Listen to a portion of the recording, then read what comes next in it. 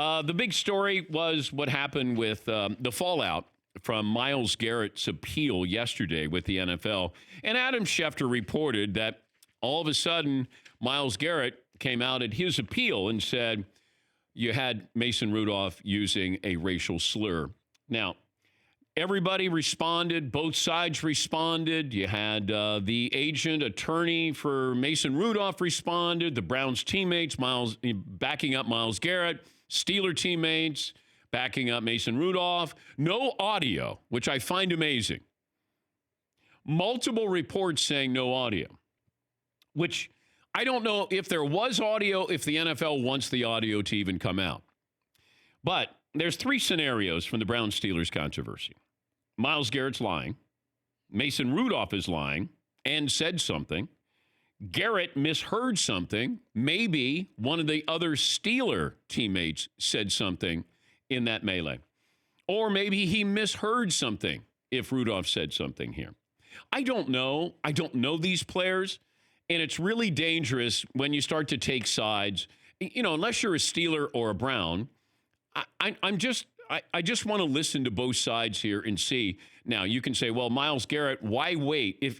If something is said that triggered you, do you say something? Did he say something? Did he wait for his appeal to say something?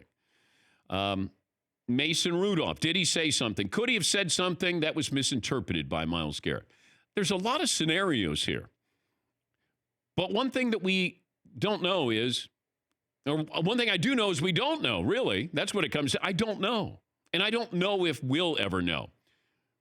And I think you can look at this and go, well, Mason Rudolph, he's the one who got hit over the head with his helmet. Why would he lie? Or, Myles Garrett, he's got a history here of going off the rails during games here. But I could go back and say, maybe that explains why Myles Garrett went off on Mason Rudolph. You can sort of talk yourself in and out of either side on this, but we don't know what happened in that situation. I don't think it's going to help Myles Garrett's appeal anyway. And Mason Rudolph, should be punished as well for his role in all of this.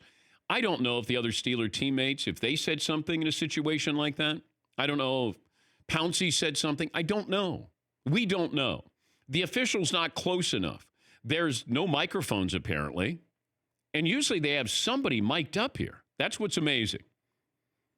And Mary Kay Cabot of the Cleveland Plain Dealer, nobody was mic'd up in this situation. They mic, it feels like everybody up for situations, games like this, rivalries like this. And then these two teams play in less than 2 weeks in Pittsburgh?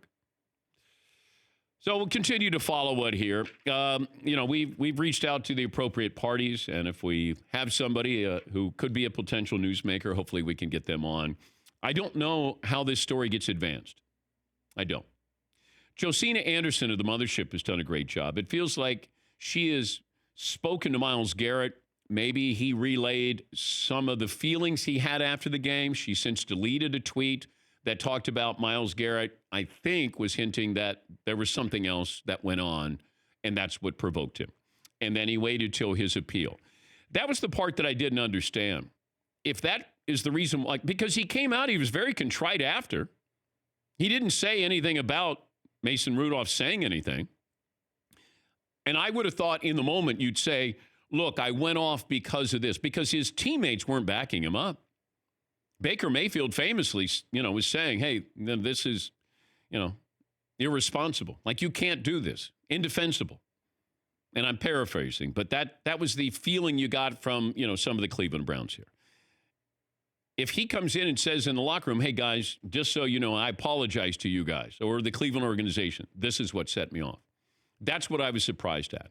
Because if you're going to go off and react that way and something sets you off, then tell me. Or tell us in the moment, not wait till your appeal. Because now you get people who will look at this, right or wrong, and say, well, he's trying to lessen his appeal by saying something like that. For more Dan Patrick Show, tune into Audience Channel 239 on DirecTV. Stream for free on BR Live or download the Dan Patrick Show app.